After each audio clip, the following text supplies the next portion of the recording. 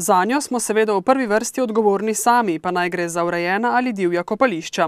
A večjo varnost nudijo urejena kopališča, saj imajo za razliko od divjih zaposlene reševalce iz vode. Toplice imajo že vzpostavljene dolgoletne standarde varnega kopanja in imajo vzpostavljeno reševalno službo. Skupaj v vseh termah imamo 16 reševalcev, od tega je v Šmarjeških Toplicah eden reševalec na zunanjem bazenu, 2 v notranjem, na izmeno, v Dolenjskih Toplicah pa na izmeno 3 reševalci v Wellneškem centru in 1 v notranjem bazenu. A brez nesreč na žalost ne gre. Lani so tako zabeležili eno smrtno žrtev otroka v enem od termalnih kopališč.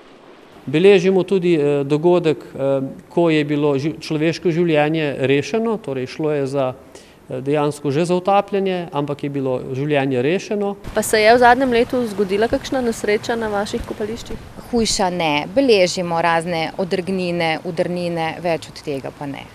Posebna pozornost pa je v smeri na varnosti otrok. Se pravi, otroci do 7. leta starosti brez spremstva staršev ne morejo na kopališče. Poleg tega je zelo pomembno, da se vsi kopalci že ob vhodu seznanijo z varnostnim in kopališkim redom. Med neke hujše kršitve spada skakanje v vodo v vseh oblikah, plavanje pod vodo, prerivanje. Ob neupoštevanju kopališkega reda lahko posameznika doleti globa v višini 400, lastnika ali upravljavca kopališča, ki ne poskrbi za ustrezno obratovanje kopališča, pa kaznujejo z od 1200 do 4000 evri.